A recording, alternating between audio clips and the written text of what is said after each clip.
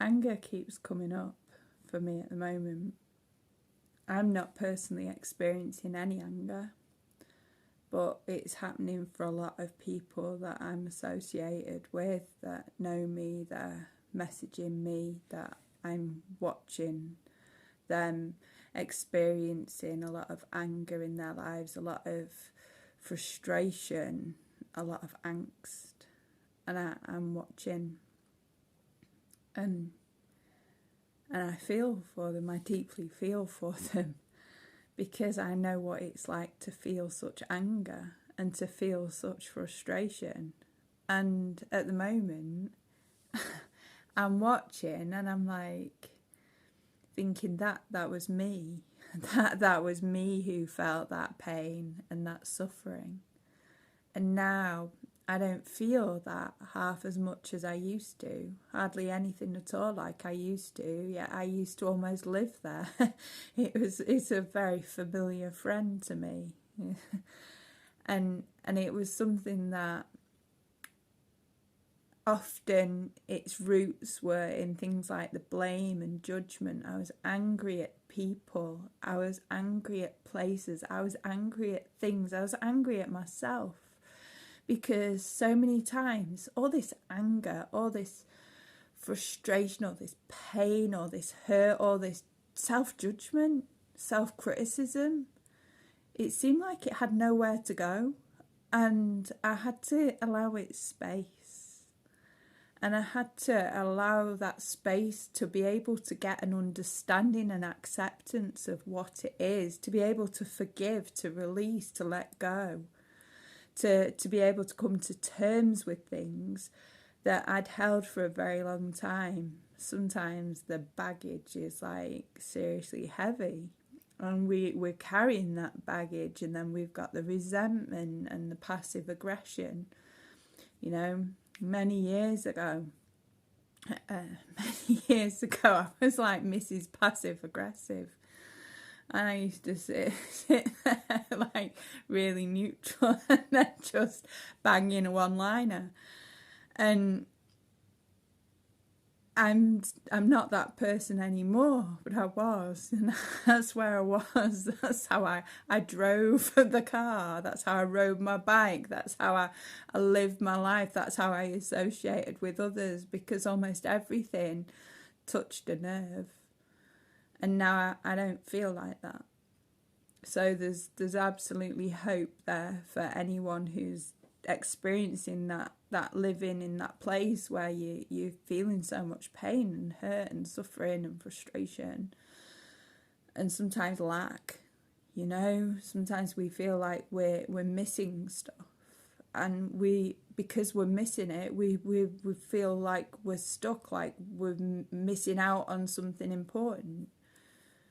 And I think the only thing that anyone is ever really missing is giving themselves the time and space they need to breathe and work the shit out, to be able to sort things, to bring back balance, to bring back peace, to bring back that happiness. And it's really important that we learn to pause, and when things happen that we just stop and we can just be in that moment. And sometimes just for a few seconds, you know, because we can be like, oh, I've got this to do, I've got these things to do, I haven't got time, you know, what's such a body going to think? And then we end up with even more anger and more frustration and things, and then more self-judgment, you know, because we're assuming that what someone else is going to say, and that's bullshit, you know. Because we can never, you know, sometimes we get it right, it's a coincidence. We don't know what's going on in someone else's heads. Most of the time it's just our heads. It's our reflections, our mirrors, our memories that are getting us. So we're not aware of it because we're so not really in the moment. We're just so angry and not allowing ourselves to feel into what is. And when we feel into that moment, when we feel into ourselves and our truth in that moment, and allow that space to just be and feel into how we're feeling, how we're truly feeling in that moment, and allowing ourselves to breathe. And then we gain peace. We attain the peace of I because we understand better through that breath, through that pause. Things show up for us, new perspectives, new possibilities, new opportunities. Sometimes it's all we need is just to take a breath. Nice inhale. Count to 10 if you like. And then exhale, let it all out. And try again. And the more we can practice this pausing, the better, more resilient we'll be at dealing with things when they show up. There's lots of tools in the toolbox that you can tap into, like tapping, you know.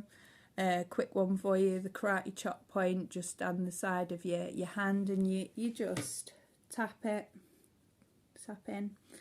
And you can just keep tapping when you're frustrated and just allow that just to reset your parasympathetic nervous system. Tapping on your collarbone as well, that's another one. That's two very simple ways to just bring yourself back, as well as the breath. And it's just through those little tiny practices that don't really take very long at all, where we can just meet ourselves where we're at and allow ourselves without judgment to just be in that moment and just say, okay, so I know that I'm feeling anger or whatever I'm feeling in this moment, and that's okay, and that's perfectly okay. I love myself anyway, and this too will pass. And then just be there and allow it, and it'll last as long as it lasts. And then when it eventually does move, something else will be in its place. And it's a bit like peeling an onion, you know, the skin's off an onion, as you have this first ball of anger, and then you're sitting with it, that peels itself and reveals a whole new layer. And that new layer will have new information, new insight, new understanding of what's going on in that moment. And eventually that will peel away. And it keeps doing that. The longer you give it more space, more time, the more it peels itself away, and it just gifts itself to you until you're left with the root of the problem. The root of the original cause. And that root then is something that you're able to look at and investigate, not with judgment or criticism, but just investigate with the curiosity of a child and say, you know, what's going on here? Okay, all right then, you know, and you're looking at this thing, and you can just be with that, and all of a sudden it's almost like a game of Tetris. Things just like pop into place, and there you are, there you have it, you know. And then as if by magic, boom, you're up to the next level. It really is like that. Yeah, so hopefully I've given you all some insight and shared a bit of love today. And I really do feel for you, anyone that's going through any kind of friction, any kind of angst or anger or frustration, any kind of feelings where you're feeling down. I absolutely can resonate, but please try and gift yourself that precious moment of just a moment of your time and space to allow it to be. Don't push it away. Don't try and suppress it. Don't say, I'll deal with you later, or go away.